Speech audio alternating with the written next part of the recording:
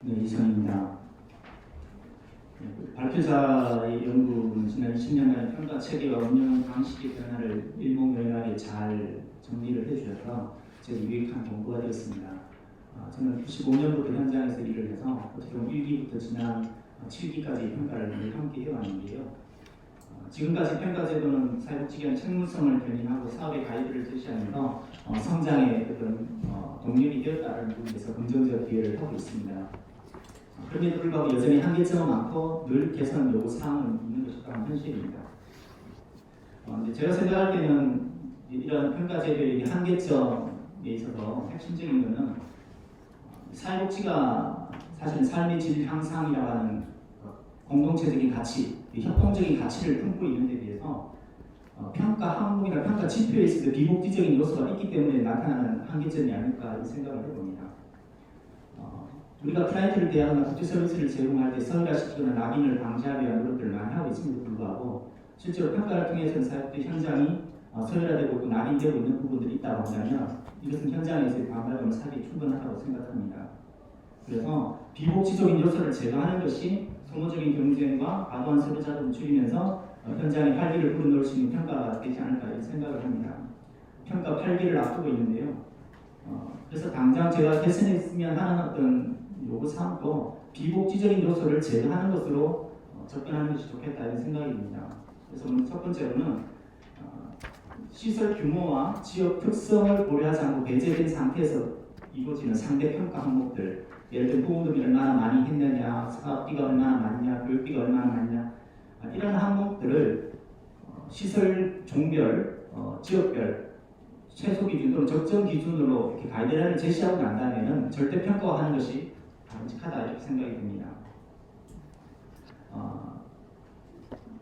우리가 마케팅이라든지 이런 원리를 도입하면서 경쟁을 통해 사업의 질이 좋아진다고 생각하는 것은 비복지적이라고 생각합니다.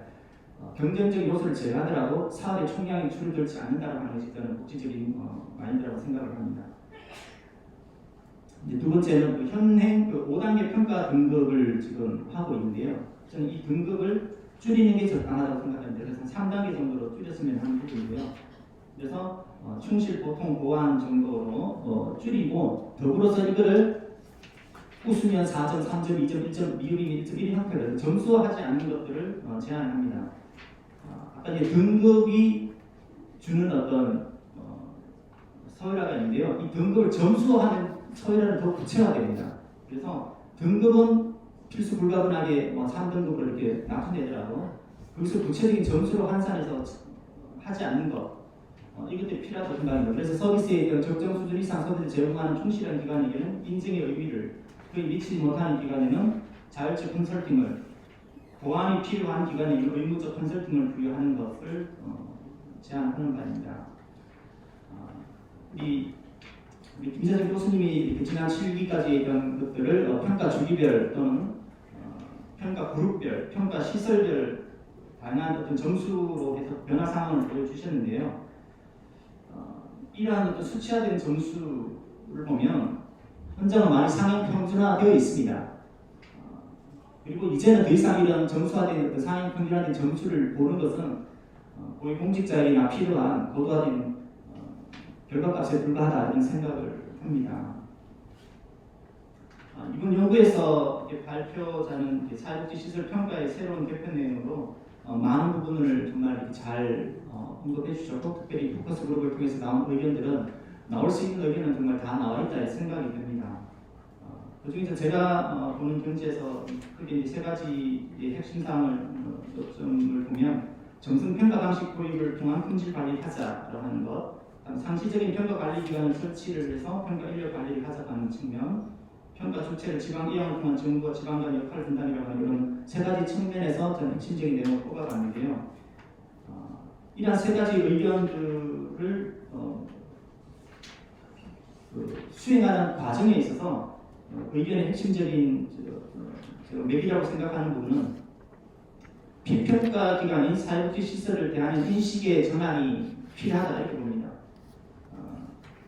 사회복지 기관은 비평가 기관이기 이전에 사회복지 프로그램을 기획하고 평가하고 집행하면서 현장에서 늘 평가의 주체로 활동을 해오고 있습니다.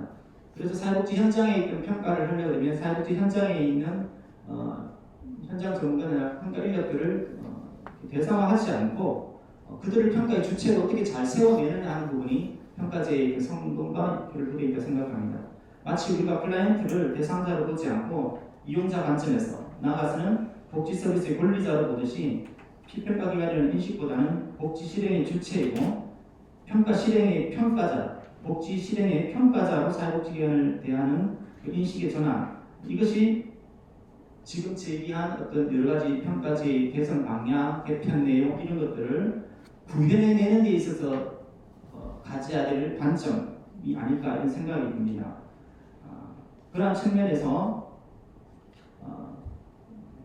제가 이렇게 현장 중심적인 어떤 그런 관점에서 의견을 개진하면요. 첫 번째, 정성평가 방식 도입에 있어서 현장과의 소통과 합의가 정말 중요하다는 점입니다.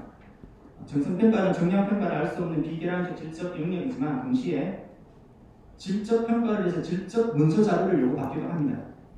정량평가 지표가 현재 유지되고 있는 가운데 정성평가를 또 도입하자고 하면 그런 또 추가적인 어떤 지표가 늘어나고 평가 준비 총량이 배가시키는, 그래서 평가 부담을 가중시킬 수 있는 측면이 있습니다. 그리고 저희 서울 같은 경우는 서울형 평가를 통해서 정성평가를 도입을 해봤는데요. 이 평가자가 일방적인 질문을 하고, 그래서 아직 이 평가자가 뭘 질문해야 될 때는 질문 영역에 대한 공통 영역들이 아직 개발되지 않은 상태에서 오는 혼선들도 있었습니다. 그리고 평가 과정에 있어 소통 방식에 있어서 합의가 선행되지 않은 부분들로 인해서 많은 시행착오를 겪고 있는데요. 요즘은 정성평가는 평가자 3인이 하는 개별적인 주관성을 가지고 평가가 이루어지다 보니까 거기서 오는 편차, 시각차로 인해서 이게 무슨 정성평가냐고 하는 어떤 혼란을 야기하는 부분이 있습니다. 그래서 충분히 준비된 평가 인력과 상시적인 평가 시간을 담보하지 않은 상태로 정성평가를 도입하게 되면 혼선이 있다. 그래서 개별 주관성을 상호 주관성을 담보하는 그런 현실적인 방법이 구현되지 않고서는 정성평가를 동시 도입하는 것은 상당히 위험한 부분이 있다 이런 생각이 듭니다.